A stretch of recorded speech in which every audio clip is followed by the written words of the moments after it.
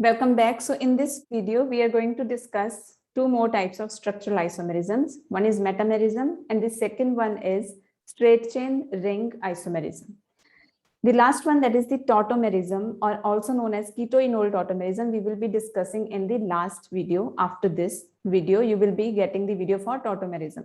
It is very, very important. Most important isomerism is tautomerism.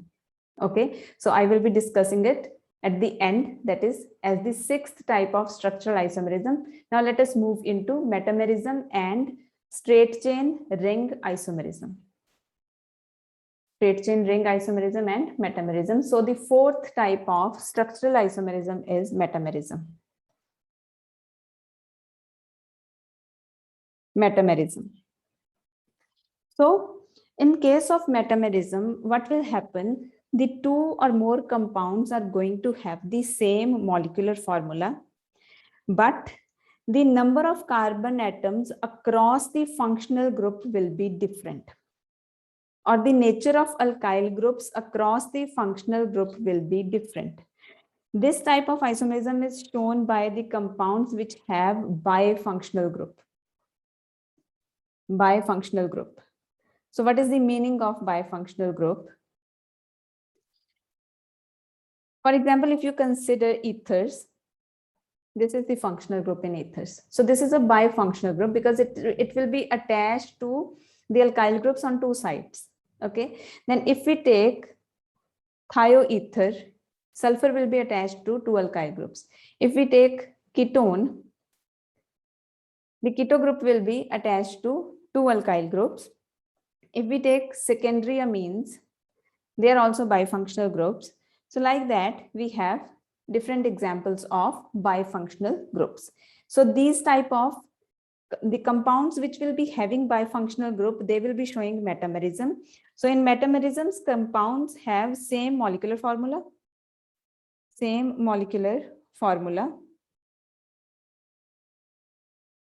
but different number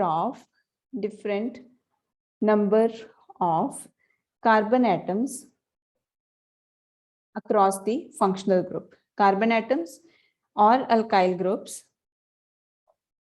different nature alkyl groups across the functional group.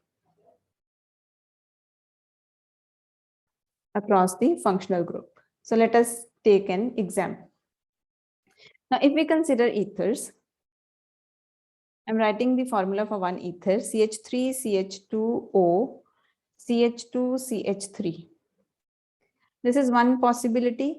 The second possibility is CH3O, CH2, CH2, CH3. And the third possibility is CH3O, CH, CH3, CH3.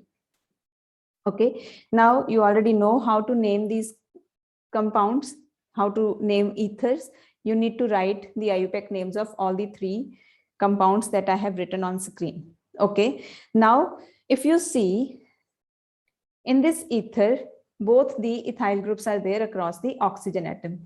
In this case, one ethyl group is there, one methyl group is there. Here, one methyl group is there, one isopropyl group is there. So these are showing metamerism. All right. Then if we take the example of ketones, CH3, C double bond O, CH2, CH2, CH3. Then we can also write CH3, CH2, C double bond O, CH2, CH3. Okay. Now the nature of alkyl groups across this carbon-oxygen double bond is different in both these compounds. So they are showing metamerism. Okay. Now at the same time, ketones also, they are showing position isomerism. Ketones are also showing position isomerism when they are showing metamerism. Okay. Why? When we will be writing the names of these two compounds, we will be specifying the position of the ketonic group. But in case of ether, we do not specify the position of the oxygen atom. It is understood. Okay, so ketones, they show metamerism because the nature of the alkyl groups is different across the functional group, as well as they show the position isomerism because the position of functional group is also changing. Okay, now let's take the example of thioethers. Thioethers. CH3, CH2S, CH2, CH3. CH3S, CH2, CH2, CH3. CH3S, CH, CH3, CH3. Just like in case of ethers. So while naming thioethers, you just need to replace the word ether with thioether. Where you write ether in case of ethers, there you need to write thioether in case of thioethers. That is the difference. Okay, the next type of example we can take, it will be in secondary amines. Secondary amines also show metamerism.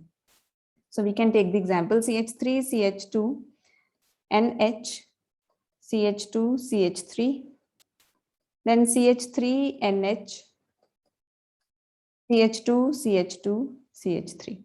So you can very clearly see that the nature of alkyl groups across the NH group are different in both the cases. Hope this much is clear to you. Now let us move to the fifth type of structural isomerism, that is the straight chain ring isomerism. Straight chain ring isomerism. Okay, now when we have the same molecular formula, but from the same molecular formula, we can write a straight chain compound as well as we can write a ring compound. Then these two compounds will be showing the straight chain ring isomerism. Okay, so the two molecules or two compounds have same molecular formula.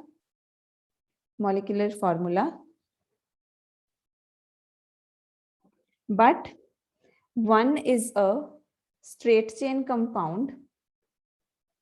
One is a straight chain compound and the other is a ring compound. The other is a ring compound. For example, if we take C3H6. Okay, now if you see this formula, it is the formula of an alkene. If you compare this formula with the general formula of alkene, it fits there. So it is CH2 double bond CH3. So it is propene. Now if you write cyclopropane, it is also having the same molecular formula. So the cycloalkanes and alkenes, they are straight chain ring isomers of each other. Okay, then C4H8. CH2 double bond CH, CH2, CH3. It is but1-ene. Also, you can write CH2, CH2, CH2, CH2. This is cyclobutane. So this is the straight chain ring isomerism. Hope this much is clear to you.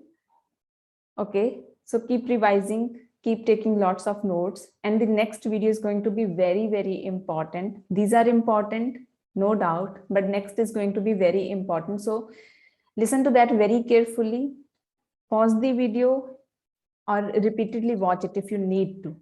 Okay, so I will be trying my level best to simplify it because it is going to be used in the further studies of organic compounds. Okay, so let us move into the next video now.